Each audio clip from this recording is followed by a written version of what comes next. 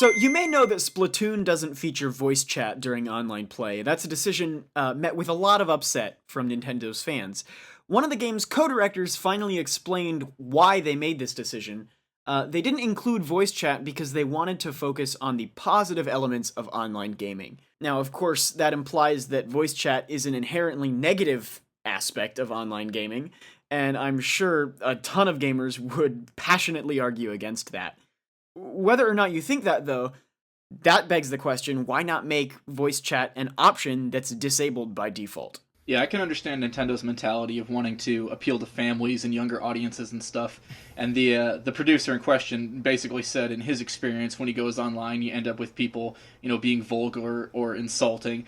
And I can understand not wanting that on Nintendo's platforms, but just set the default to mute and have people, turn it on if they want to. I don't really see the point in completely restricting voice chat for a primarily team-based game. Right, and I think it's a classic case of a developer who has a really well-intentioned idea, but just a total misunderstanding of how to approach that idea when it's put into practice. Because team-based shooters basically require voice chat.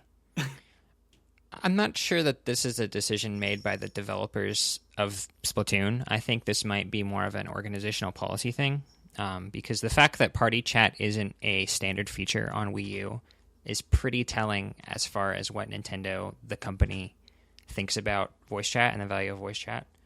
I mean, at this point, it's too late. Obviously, it's not going to be a standard feature, but I really, really doubt it has to do with their thoughts on Splatoon specifically. Possibly. I mean, Mario Kart and Smash Bros. Both do enable voice chat in some capacity. They're just not on, during the matches, which is at least for Smash Bros. And I think for Mario Kart 2, it's to cut down on lag. And I guess that makes sense for Splatoon, but it's Smash Bros. And Mario Kart, you don't need voice chat while you're doing them. A team-based organizational shooter, you need voice chat. Well, yeah, I mean, that's true. I agree with you. But I think at the same time, the fact that they're present in Mario Kart and Smash Bros. Is more telling for the way multiplayer works in those games. You can play. I think voice chat only works when you're playing with your friends, right? Right. So in that case, that's not going to fly in Splatoon, because unless you have 7 friends that you're going to be playing with, you're and not who gonna has be, 7 just friends? be playing with your friends. I have 6. Yeah, exactly. Because the standard mode is 4 versus 4. And I think part of this can be a little bit just lack of experience on Nintendo's part with creating heavily online experiences and heavily team-based experiences. That's all fairly new for Nintendo, so maybe they're just not at a point yet where they understand the importance of that feature. Right. So Nintendo has revealed that Splatoon's multiplayer rules are not customizable like the rules in, say, Smash Bros., Mario Kart. Some are saying that that's a bad choice for an online shooter, but it's actually not what most online shooters do. It's really just contrasting with Smash and Mario Kart, where you can customize the items, like the launch rate in Smash Bros., the speed in Mario Kart. I'm a lot more concerned that the gear you get in the game can't be transferred between online and offline play. So the gear that you collect on your own can't be taken online to play against other people, and vice versa. Nintendo says that the reason for this choice is so that battles online can really focus on the skill that you gain instead of the money and gear that you have and then bring into the match, which I think is actually a really, really good choice, because it makes the online match so much more about skill rather than the accomplishments you've made in the single-player campaign. It takes away that imbalance. So I just think that because it's so intentionally different from the way that other shooters handle gear between offline and online play, that people will struggle to see the positive effect that it has on the outcome of the game.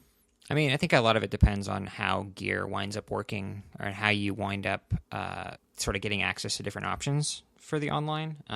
Because, I mean, sure, if you can't get it in the single-player mode, it's going to suck for people who like, collecting stuff and showing it off online and using it online. But, if you have all the options at your fingertips anyway, it's not going to make much of a practical difference.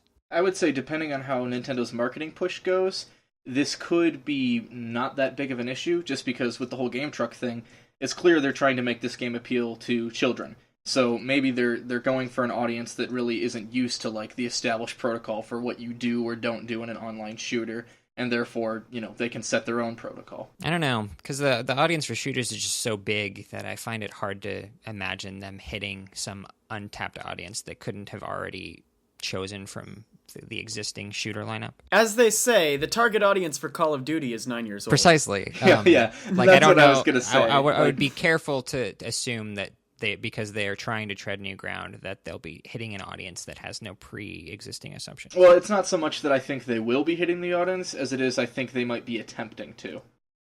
Hello everybody, thank you for listening to this Nintendo Week clip, NWC. If you like what you hear, please subscribe to us here on YouTube for more highlights and discussion videos from Nintendo Week podcast, or subscribe to us on iTunes for weekly breakdowns of all your Nintendo news, discussion segments on subjects, games, and more, and tons of other features. Thanks for listening, and we will see you tomorrow with another NWC.